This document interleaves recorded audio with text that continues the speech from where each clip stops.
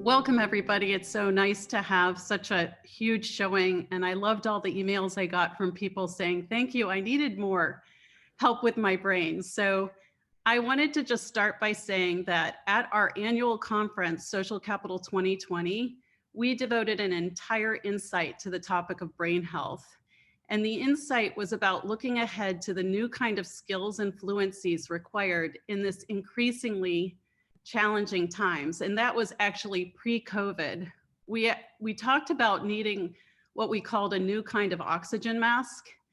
And in the spirit of the people that they say that come to Social Capital to hear what people are talking about 2 years from now, we shared back then, we're going to be talking about our brain health.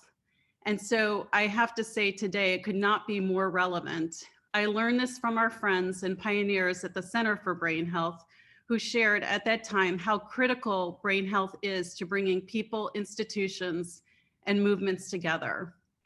So today, I couldn't be more grateful to have the privilege to know and work with our two presenters today.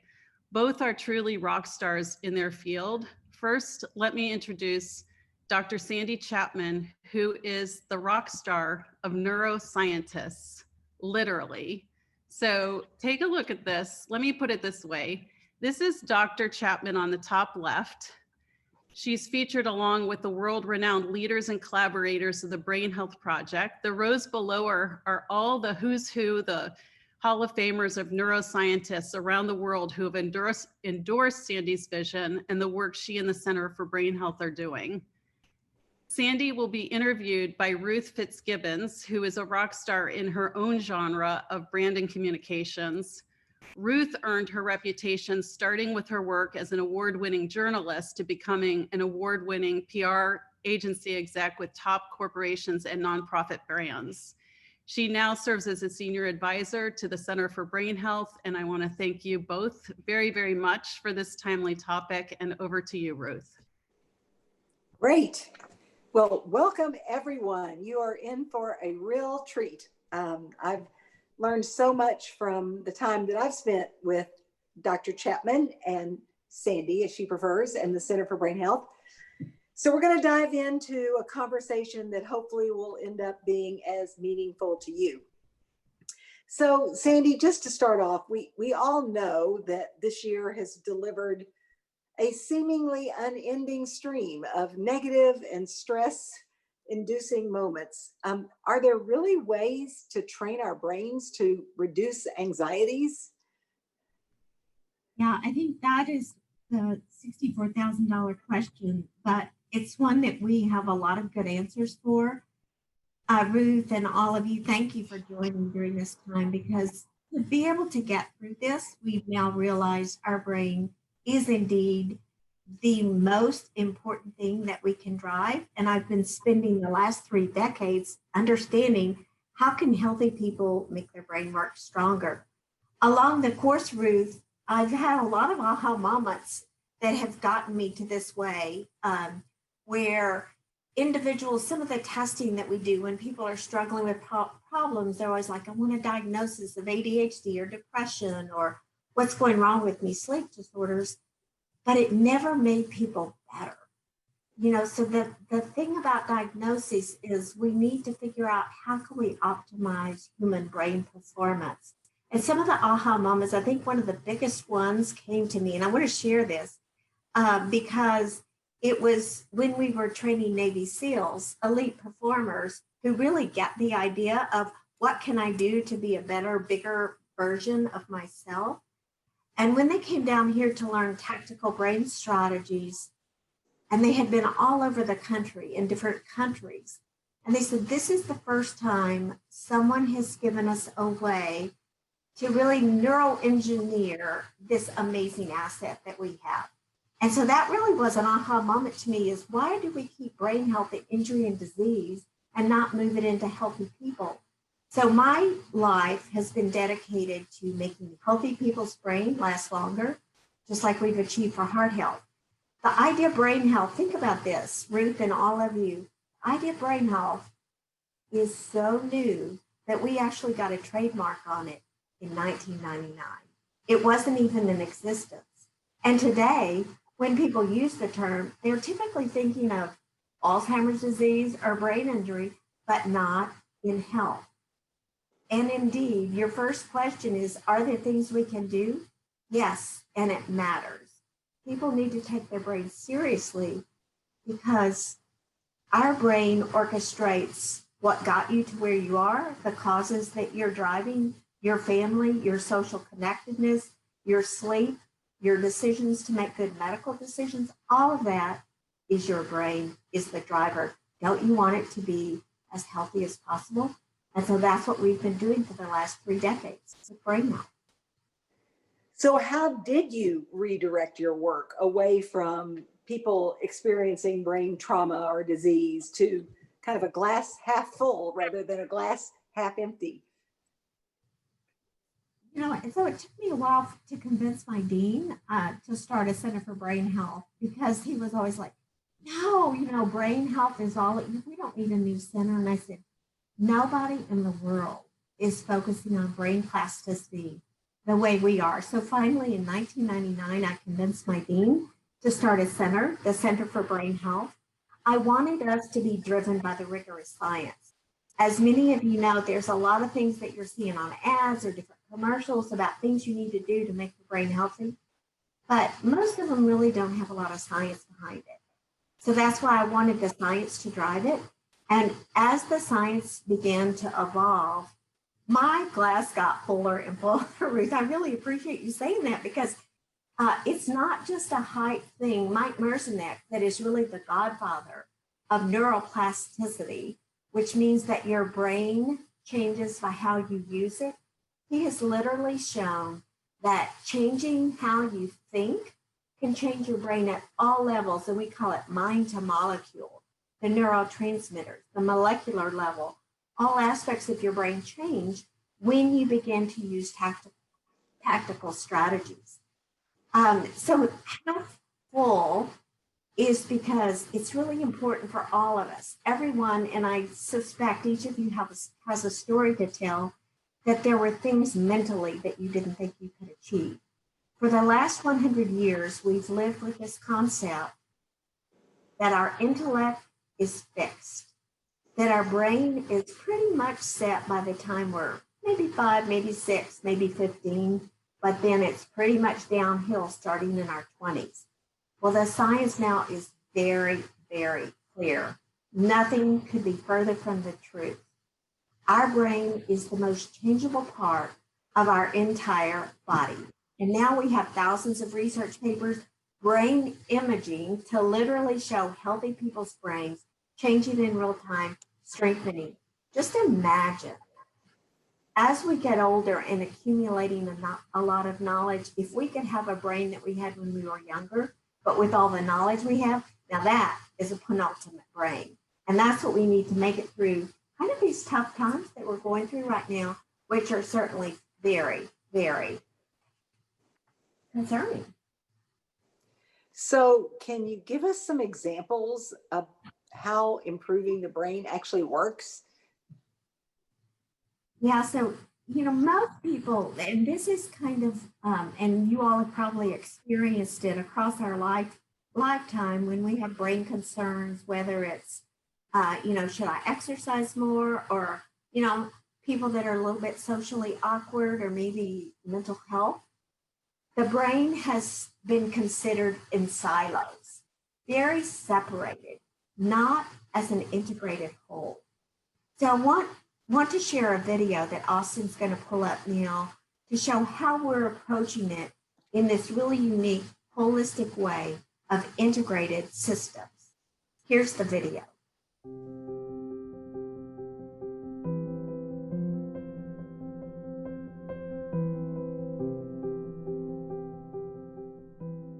What is the first thing that pops into your mind when you hear the term brain health? Do you think of your IQ? Do you worry about Alzheimer's? 3 decades of cognitive neuroscience tell us that brain health is about far more than we had previously ever thought, and that our brains are constantly changing during our whole lives. In fact, no human system has more potential to be strengthened and rewired than the human brain. So, from this moment on, when you hear the term brain health, let's define it as making the most of the brain's capacity to thrive in life. This means that we have multiple paths to strengthen our brain health. Let's start with your brain systems and how they work together to support your thinking, learning, decision-making, and emotions, really all the mental activities you tackle. Next, we have sleep and stress. The level of each is foundational to your brain's health and ability to perform. Now we get to cognition. This is how you think, learn, and set goals. It includes both complex thinking and specific thinking capacities that are required to take in information, process it, come back to it later, and combine it in different ways to create something completely new. Daily life looks at the complexity of your daily responsibilities and key lifestyle factors that impact your health. Well-being taps into your quality of life and emotional sense of yourself. And lastly, interaction refers to your social support, level of engagement, and compassion toward others. All these components are connected. Together, they provide a snapshot of your brain's health and performance. This snapshot, which you get with the Brain Health Index, empowers you to take greater charge of your brain, increasing and extending its health and peak performance. From one time point to the next, the Brain Health Index can help you gauge how much improvement you achieve.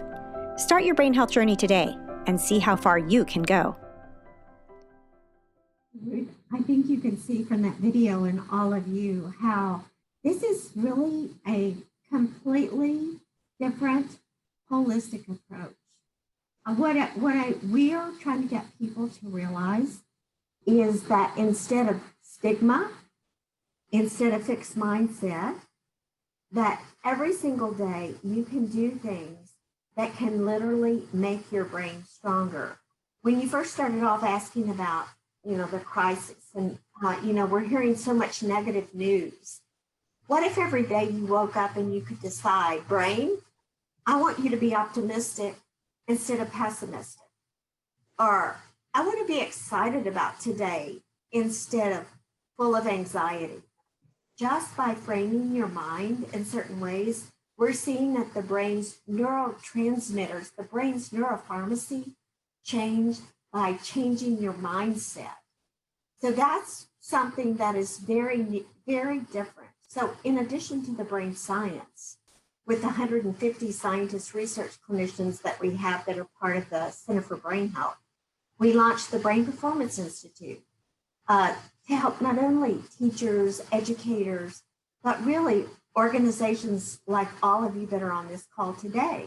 What are things that you should be doing to make sure that your best brain years are ahead of you? That's what the Brain Performance Institute, that was before COVID, right? Now the Brain Performance Institute doesn't have quite so many people coming in, but we will be open again and have you. But the exciting thing that has happened is that about 4 years ago, when we were planning, Ruth, the Brain Performance Institute, Admiral McRaven, who is, many of you on the call may know him, Bill McRaven was head of Special Operations Force that captured Osama bin Laden. He was also the chancellor for where I'm a professor at the University of Texas at Dallas, all of our 14 universities. When he came to the groundbreaking, he said, Sandy, he said, it's a good thing. And when Admiral McRaven speaks, you listen. So he said, the science is amazing. He said, I've seen the work you've done with Navy SEALs. I've seen the work you've done with CEOs. I've seen the work you've done with youth in poverty to bring them to the level of private school educated kids. He said, but we've got to have it grow. Not everyone's going to get to come here. It's not right for us in Dallas and in Texas to have this. So I want you to figure out something bolder, bigger, and grander. So that's why we started with the Brain Health Project, which Paula showed at the beginning, the collaborators. So I spent 2 years bringing those together. In these last 2 years, we have been working on a platform so that we could see, can we offer on a platform a brain health index, the trainings, the tactical brain strategies that we've shown can literally help people regain decades of their neural health. Can we do that on a platform? And can we measure this comprehensive holistic index? So right when the pandemic hit, boom, we were ready to launch. And it was just one of these things that we very quickly pivoted. And we said, we've got to see how many people we can enroll. So I wanted to enroll 100. We had 10 days. We literally had to stop the enrollment at 187. So we enrolled 187 people, ages 18 to 87. We wanted to see across the lifespan, how does this platform work? How does this Brain Health Index work? This has been a game changer for us to reach people with this 14-week program to see, can people during the most difficult time in our economic, our social, our educational history, can we do something to intercept the problems, to help them maintain, or maybe even to grow in this time? And what the individuals get is our secret sauce, which is coaches, people that are experienced to know how to nudge them along the way. And I'm going to share some of the results with you, but that's the brain works. We have learned so much about it. Can you test it? Yes, you can. And now we're finding not only do you have to, that you can test it in person, but it looks like we can probably test it on a platform where people, wherever they are around the nation, urban, rural, small town, big town, and really eventually across the world, because our brain health will really be the engine that drives bringing this all together across the world. So this platform is online, and the 187 people that have participated in the pilot have been going online, learning, first of all, assessing, getting their own brain health index, then learning these strategies and tactics and tools. And then they have live coaching. Yes. So I think that really is the secret sauce, is not only just to get some information, but to develop some understanding from what we call brain health literacy. What does it mean when someone says, get more sleep? Or this is what you're doing to make your life more stressed. These are things you need to do. So yes, they get a real life coach, both at the beginning, midpoint, and they're going to get it throughout the course. We're going to follow people for 10 years. We want individuals to show that they can not only maintain their brain health, but it can grow and expand in terms of the potential over the year. So imagine having a real life coach come in and kind of coach you along and to be excited. I think if you were to ask me what's one of the most exciting things we've learned about from this 187 people, it's how excited they are to see, has my brain changed? Because most people still have stigma. If I were to say in the next 1 minute, I'm going to test everybody on this webinar to see, can you, do you want to do a brain health index? Many of you'd say, whoa, no, I didn't get sleep last night, or I didn't eat, or you don't understand, because we have stigma. This group saw that they could learn what the brain health index is and that they were excited that something could be done to make it better. That's what we want, is people to say, oh my gosh, brain, come on, let's go. If it's our greatest asset, and the science is there now to show. So is there one particularly important area that we should all be aware of, maybe especially in these times? Yeah, so, a lot of people, when I say, what is brain health to you? A lot of people will say, of course, memory. My memory is what I worry about. Well, actually, because our brain has all of these interconnected systems, it doesn't operate as a single entity. So when you ask me, is there one that matters? What we've developed, and this is really based on the last 30 years of our research with hundreds of thousands of individuals that we have put through Brain Health Index and training, we know that all these interact. Your innovative thinking, your abstraction ability, your daily life. What is the responsibilities? You see the red, your daily life, exercise, nutrition, my sleep, my well-being. We see people sometimes that have severe depression, and even though intellectually they're good, they sleep good, they've got a good job, but they're stuck in bed. So when you say, is there one component, what we're trying to get people to realize is that your brain is the most complex entity in the known universe. And all of these interact together to make your brain healthier in terms of what you can do. So if you were to ask me what people during this stress period, and I wish I could hear from those of you that are talking, that are on the webinar, what's something that worries you the most? If you were to ask me one thing that I see that keeps rising to the top, it's sleep. So you can see that sleep is at the center of this. Having people learn tactical brain strategies of improving their sleep can generalize to all of these areas. And you all realize that when you get a good night's sleep, the next day, you're like, hey, brain, you've just reignited my engine. I can think clearly, even though last night I went to bed totally exhausted. Or it may help you with the social interaction. When you get sleep, you have a lot more patience, compassion for people. Or you're not as depressed the next day when you get sleep. Sleep is one of the free antidotes that when people prioritize sleep, we can see a generalized impact to all these areas of brain health. And I don't want to leave it just with there, because as you'll see, and you're going to hear me talk a little bit about innovation, possibility thinking.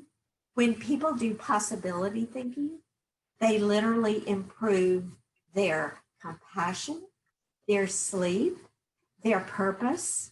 So all of these, again, interact. So that's what we're studying uniquely to see which areas do you need to kind of shore up and which ones are going to help you get to the next level. For some people, it's their social adeptness. They have a lot of social agility and emotional intelligence that can help them be better in some of these areas. But sleep is one of those things that literally cleans up the toxins that we build from stress, from multitasking, from the negative things that literally affect our brain's neurotransmitters and the toxic buildup. Sleep, it's almost like during sleep, we have a janitor that comes in the middle of the night and cleans them up. And it's really exciting to see. We're now able to do sleep studies and look at the brain's brain energy metabolism and see if it works better when you get a good night's sleep. And it's pretty amazing. Talk a little bit more about possibility thinking. What do you mean by that? We probably all need a little of that right now. Yeah. So, one of the things that I like to say is that, our brain was really wired to be innovative, to create new solutions, to find out new pathways. And yet we go on rote thinking pretty much after we get out of college. There's almost no studies on innovative thinking beyond elementary school because we don't stress it. We either think, oh, well, you're an innovative person or you're analytical.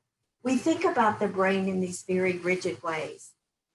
Well, we've been able to show and train people through tactical brain strategies, possibility thinking, especially during crises like COVID.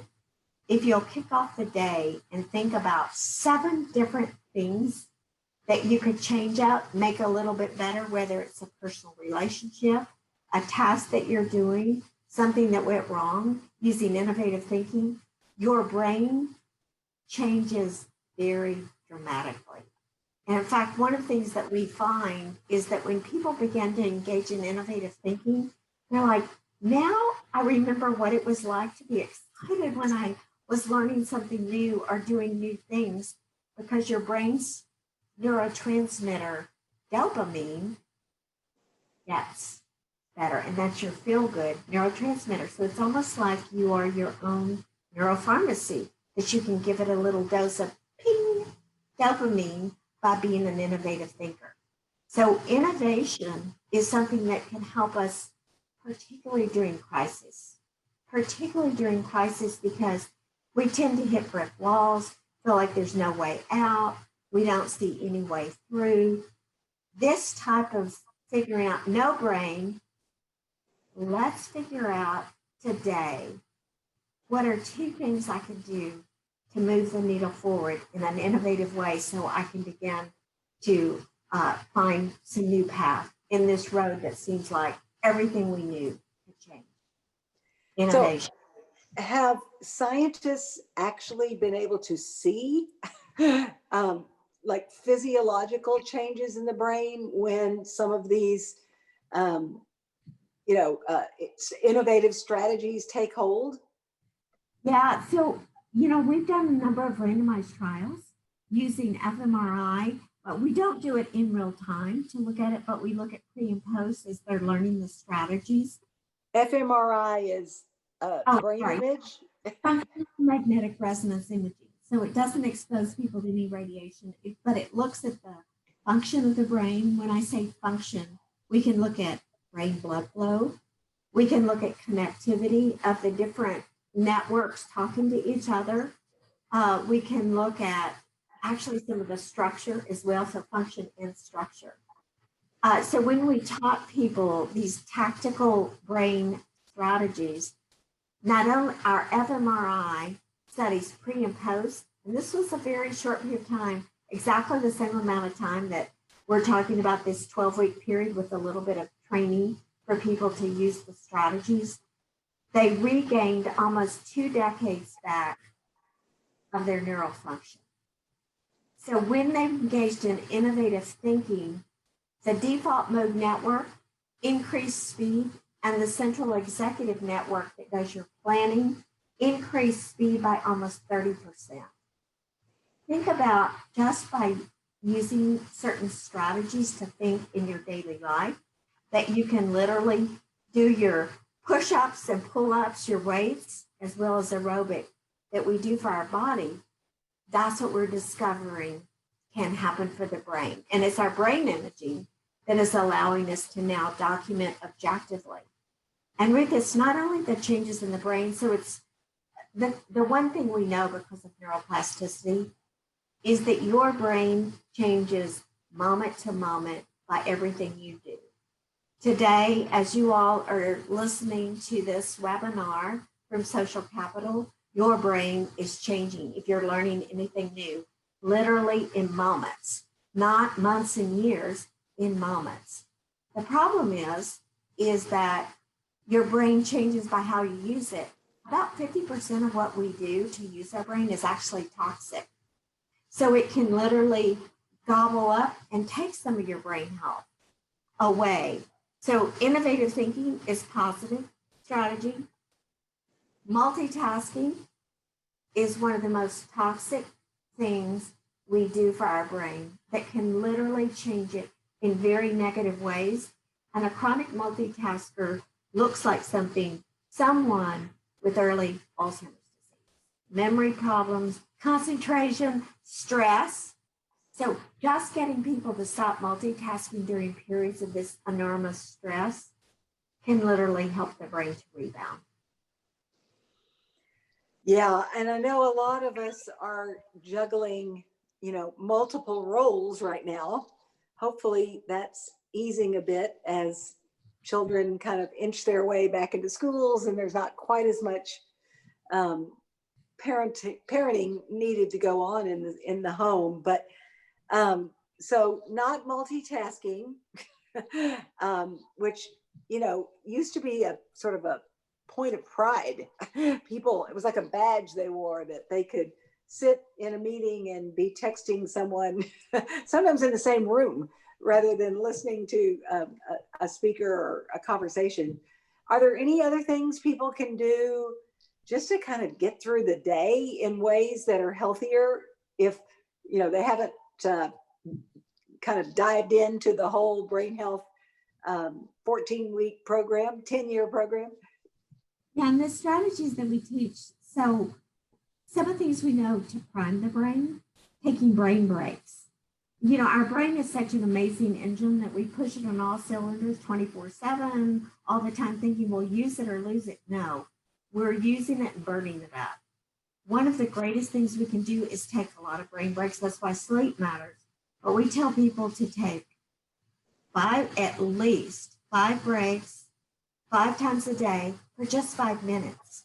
Your brain resets very quickly if you just kind of take some breaths, walk around, and then come back. It resets. So breaks, not allowing yourself to be constantly distracted is another key thing. We're literally building an ADHD brain that can't stay on track more than 2 minutes is what they're estimating now. Not because our brain is wired that way, but because we are wiring our brains that way.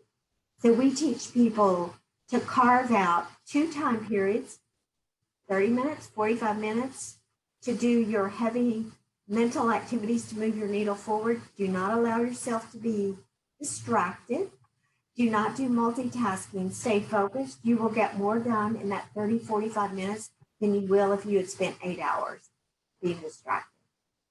And then to engage in what we call possibility thinking or innovative thinking changes the brain in very dramatic ways and reduces stress. So I want to just share a little bit about, from those strategies, the results of this pilot test that we did, and then show a case. But let me just give you some overall, because for me, when people say, what were the surprises from looking at people doing this online platform?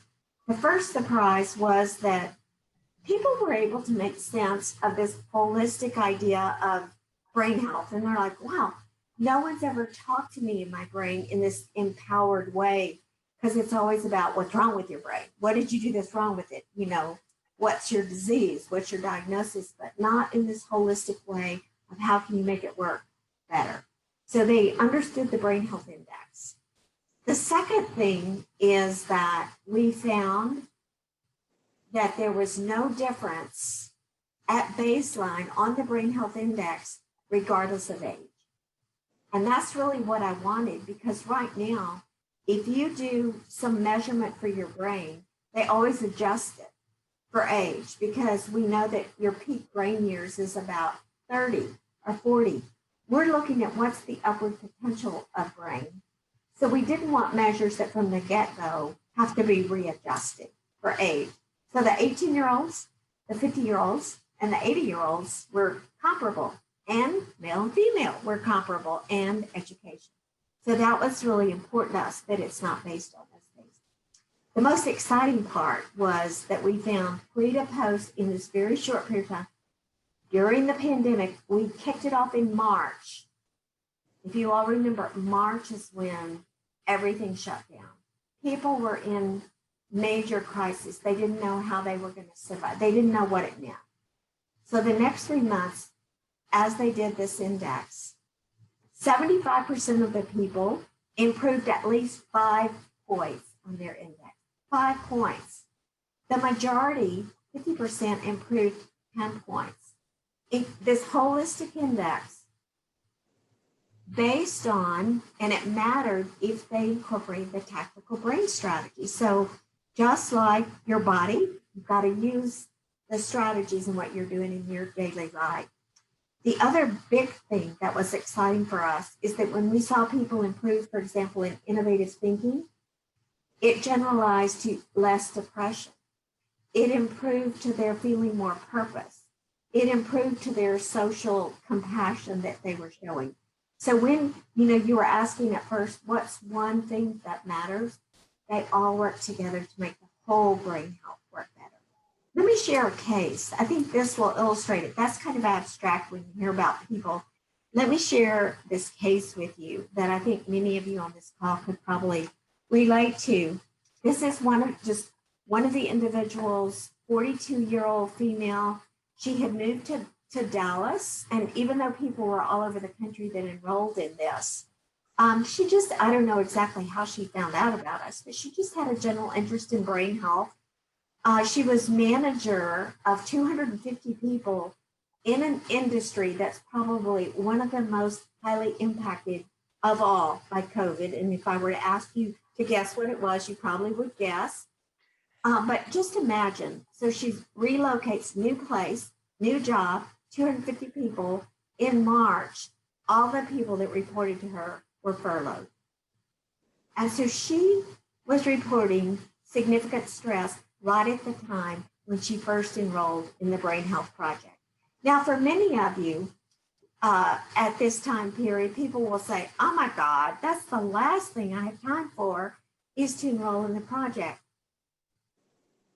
Don't you think your brain is absolutely the number one thing that you need to focus on the most, since it's the most impacted? And she got it, that this is the first thing that she should spend her time on when we ask people, why did they do it? Next slide.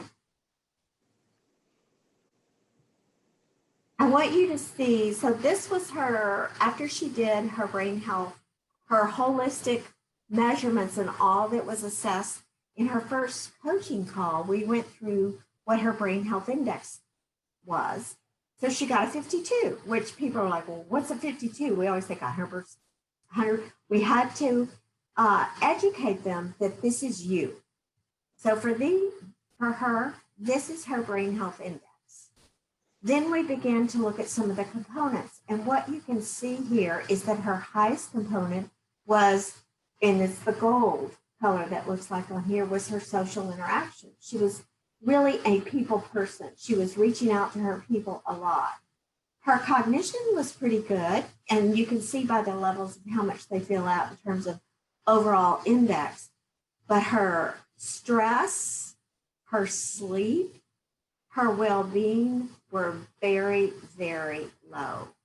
And she said, I cannot sleep. She said, I feel like everything that I know, I feel so much stress. I'm carrying all the people working for me stress. So move to the next slide, Austin, and let me show you what her second coaching call. Now, this was after she had had exposure to the tactical brain strategies through SMART and stress solutions. And her scores didn't change because she hadn't done the index. But I just wanted to remind you her baseline index was 52. Well, after she learned some of these strategies, she said, I started taking hot showers. I quit using my technology. I used the tactical brain strategies. I am sleeping for the first time better than I did even pre-COVID. I didn't know that I could do things to make myself sleep better. So that was a big plus for her. During the next part, so we set up goals during this time. So the next part, she said, I want to focus on the cognition, the innovative thinking, and perspective taking, because I need to help my teams with this. So her new goal was to see, how can I take these tactical brain strategies to train all of my managers that are working for me? So that's what she did before her last, her post Brain Health Index. Next slide. And what I want you to see here was, remember her pre-Brain Health Index was 52. She has now moved to 79, almost 27 points. Now, this is a pretty phenomenal jump for someone. Most people, remember I said 75% jumped at least 5 points on their index. The 50% increased 10 points. She increased 27 points. And where we see the increase is, and again, it's a holistic score that takes into account all of these things and how they work together. When she began to engage in innovative possibility thinking, her cognition improved, her abstraction improved, but even more than that, her stress got significantly less. Her depression was less. Her responsibilities, she said, I feel like I now have my purpose back in terms of managing the people that I'm overseeing, to see a way to help us all through this. Whether or not we keep our jobs or not, we are finding a way with the most powerful tools of our brain to carry forward. And her very last comment was one that really brought joy to her heart. She said, I feel more like myself again. Wow. Now, is this where she would have been pre-COVID? Maybe. She said, I feel like myself. So we may have caught her at a really downtime. That's really what we want with the Brain Health Project, is we enroll 120,000 people to show that you can, from one point to the next, be as good as you are now or better, that she feels like herself now. Won't it be interesting to see where she is? So she signed up for the 10-year project now, She said, oh my gosh, I can hardly wait to do my next Brain Health Index. So this is just one case, and I could share with you a lot more, but I think it illustrates this holistic approach that there are tactical brain strategies that literally change your brain, change your psychological well-being, change your sleep, change your stress, change your purpose, and change the way you connect with people. Wow. Before I allow you a last word here, would a typical person take a brain health index once a year, twice a year? I know this was part of a pilot, so you wanted to look at it pre and post, but what is the frequency of looking at that number? Yeah, so originally when we started off, we're thinking annually, but people are so excited. They want to hear, we feel like many people want to experience it. So we're going to let them take it at 6 months, but we definitely want them to take it annually so they can make sure that they haven't lost ground. Think about this. Of the people, the depression, the stress reduced almost across the board. Can we intercept some of the mental health crises that we're seeing on the front page of our newspapers, in the news all the time, rather than just saying, well, what else are we going to do in this hopeless situation? What our goal is to help people learn about their brain as the greatest asset to drive them forward, regardless of our circumstances. So before we open it up to some questions, what is kind of one takeaway that you would hope everyone who's been listening kind of leaves with today? You know, it's hard for me to say one takeaway, but the number one takeaway is that every single person here can hardly wait to put their brain at the center of their care and to be excited about that from one point to the next. You can be stronger, fitter in terms of your mental capacity and well-being. Think about your superpower that we kicked off with at the beginning. You have no greater superpower than the engine right inside your head to regain mental energy, to build resilience. If you learn the tactical strategies, brain superpower is pretty amazing what we've seen with individuals. So my core takeaway is take your brain seriously and be excited about it. Be excited to hardly wait to see, come on, brain, let's go get fit, better shape, stronger. And one more thing I want people to realize just before closing. One is when you do physical exercise, you have to go to the gym and spend 30 minutes, 45 minutes, an hour, 3 times a week, 4 times a week for your brain, because we're using it every day in everything we do. Once you learn the tactical strategies, you're using it. So you don't have to carve out 30 more minutes or 5 more minutes. You just have to learn the strategies and then make sure you keep practicing them to nudge, because we use our brain every single day. Yeah, that's good to know, because most of us think we can't fit another thing into our days. So We need to take things out of our day. Paula, do we have any questions from the audience? We have a number of questions which we've been batching, and I'm going to just play back. So first of all, thank you, Sandy and Ruth. I know a lot of people feel the way I did when I first heard about a lot of this, and we're thinking to ourselves, why didn't we think about the neck up? And one of the first questions that we got that ties back to what you just talked about, Sandy, is this idea of, if our brains are superpower, why has it taken this long? Why is it now that we're first talking about our brain health? And it seems so obvious, but I'm just curious, what's your observation on why this is now on the landscape and it took till now to be more mainstream? You know, all of the scientists are the majority.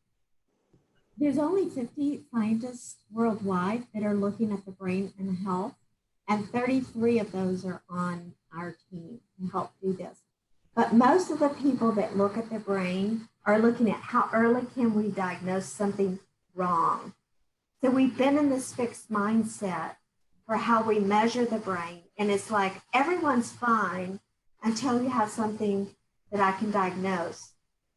So to be almost a unicorn, is we're getting this unicorn strategy to say, no, there is no, we can, whatever, and this is the other point to that, is whatever gets measured gets managed. Right now, the measurements for the brain are tests for Alzheimer's disease, tests for depression. So you test for what's wrong, but you don't test in ways that look at ways that we know the brain can improve across the age span, like innovative thinking, big idea thinking. Our social agility can get better and better. Our purpose can get more meaningful. The things that get better, that's what this Brain Health Index is. And it's why we were able to get that, the group of prestigious scientists to buy on. They said, the neurologist, Mark Desposito out of Berkeley, he said, Sandy, he said, as a neurologist, we really are 3 decades behind cardiologists. Cardiologists are very preventive and know what to do. Neurologists, we wait to diagnose it. And you're so right. If we can do preventive, preemptive, intercept things before they become full blown, we're so much better off. Think about regaining 2 decades back of brain health or pushing at Alzheimer's by 5 years. That would cut the incidence by 50%. Or intercepting depression before it's full blown depression. And then you get labeled and you feel like, something's wrong with you, rather than the strategies that can intercept these types of problems. And that's really the difference in why we haven't done it, is people were using these outdated measures that were developed 100 years ago for this fixed mindset. Measures were developed to look for diagnosing what's wrong with the brain. It's only now, and it's really come up mostly out of our science, to show things that can get better, that are pushing the envelopes. And so we need people, and that's why I love partnering with social capital, because your influence of people to make the world better, it starts with the brain. Better brain, better world, lives, better causes. Yeah, thank you for saying that, Sandy. And actually, I feel like every year we come together, we talk about strategies, everything, but at the end of the day, it's people and talent. And I think we've had record turnout for this webinar because it's so at the center of everything. The next set of questions are all around things that we can control, like sleep and diet. And so I'm going to batch some of these questions, but the first one is, where does diet figure into brain health, and is sleep more important? So if you think about your brain holistically, you'll quit saying this is more important than that. They all matter. Noted. Yeah. And what we've found is that when people get better at their executive function, which the tactical brain strategies teach people, they actually make better health choices, like what to eat, or better medical choices. We've done studies both in bipolar, with depression, rheumatoid arthritis, people making good choices. It really takes your central executive network to do that. People on this, we all know what we should eat. Does that mean we do? No. Because, it's hard to break habits. It's our frontal lobe that can downregulate these kind of systems that make us, kind of like, oh, I've got to have that cookie, or I've got to eat that fast food because that's what I long for. It's only your frontal lobe that can downregulate those habits and break them. So sleep is important, nutrition is important. They all work together, and it's why I showed you one individual. For some other people, nutrition may be a big factor that's contributing to their hypertension, some of the things that they're having that can be controlled by diet. We had a couple of people ask about the Brain Health Project and how they can, is that something that they can sign up for? Yes, so the Brain Health Project, we're going to be opening enrollment sometime next year. So you can go to thebrainhealthproject.com or .org, but either one of those works, to stay updated. These people will be from around the world. They'll be from ages 10 to 100. So we're taking all ages. The criteria is that you do have to be healthy, so no diagnosed major disorder of what they have. But if they want to stay abreast of what's going on, every year we're going to start enrolling 12,000 and follow them every year. 12,000, and then next year it'll be 24,000 and so forth. So if you go on, you will be the first to be enrolled. And like I said, we opened this study in literally had a few days, and we wanted 100, and we had 200 before we could even turn the thing off. So I hope that that's the turnout we get from people. And you will get the live coaching. You will get the Brain Health Index and the training as well. Another question is on the example of the Brain Health Index that you gave, where the participants index increased to 79. Is 100 the upper limit, or what can be achieved? So we're working on the Brain Health Index right now, so that's brand new. And so that's going to be revised. There is no upward limit for what it typically can be. You could probably see, according to the wheel, that we weight cognition very strongly. So 50% of the index, so they're weighted scores based on the evidence that we've derived from the 20 prior things. When we do the brain imaging, as soon as our imaging center opens up, we're going to be doing brain imaging to look at those markers. So the index may change. What we want people to realize is that it's hard to get people out of this mindset of, oh no, I'm 50, I want to be 100, I want to be in the top 1 percentiles. No, you are 52, be glad. Yeah. Or be better, but don't think who's better than I am. So there's some brain health literacy that we have to train people, regardless of where you start. You can keep that, and we actually have people set their own goals. Do you feel good about where you are, or do you want to not be better than Paula, or I don't need to be better than Ruth, but I want to be better than Sandy. I may never reach your level, but at least I can be better Sandy. That's really what our goal is. And moving out of this comparative IQ, SAT grades is really part of the education for individuals to think, where do you feel like you want your game to get better, your brain game, or are you really happy? And it's okay to be happy with it. Yeah.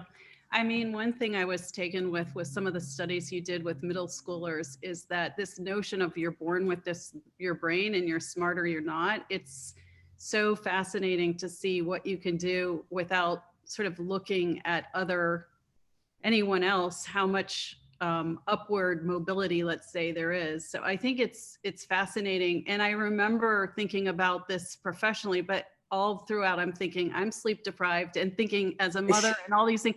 That's why I think you're so relevant to not just our sector, but the whole world. And this next and probably the last question with the time we have is a question for everyone. And it is, can we have a tip on the one thing we can do every day, starting today, to help improve our brain health?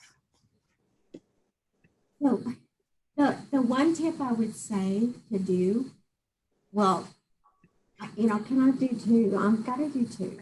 The one tip truly is to think that our roadmap for life has been leveled.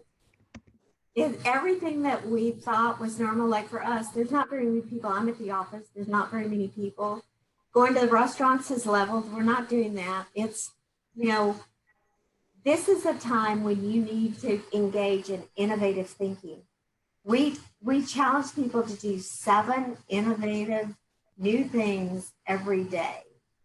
It is the great brain potentiator to make it feel energetic. So innovating in improving a relationship, an email, my resume, my class, whatever it is to set your goals. The second is to work on purpose. People don't realize the amount of amazing mental energy that comes when you love what you're doing. And sometimes people are working because, they have, it's a job they're stuck in. But if you can find something to help the people around you that's purpose-driven, we see individuals' brain transform, and especially the people on this call, so many of them do have purpose. And that, the individual, the lady that I shared, what really helped her brain a lot was she was giving purpose to the 250 people that were stressed. So it wasn't just about her getting better, but she realized that she was helping her whole team as she began to train the brain health strategies. So she had a purpose beyond just my brain health better. Now, if I help these people, maybe they'll see other possibilities. It is a great brain chart to find in what you're doing and embrace every single day. It's one of the measures, actually, that's part of the holistic brain health index. So I would certainly say in this day when it feels like everything we knew, has changed, where we eat, where we fly, where our vacations are like purpose and innovation to see a way through. Our brain is really wired to figure out new possibilities. And boy, do we need new possibilities. And we're going to find it. This team, social capital, brain capital, we're going to find new possibilities. And I can hardly wait. Beautiful. Well, first of all, thank you, Sandy. Thank you, Ruth. This is a really important topic. We are going to bring together more content and exchange with our friends from Center for Brain Health to our community. So you all will hear back from us on that, but we want to hear back from you. You'll be receiving a survey soon, and we'd love your feedback on this and more topics that you'd like to hear. In the meantime, God bless you and your brain health, and thank you so much. Until next time. Thank you, everyone.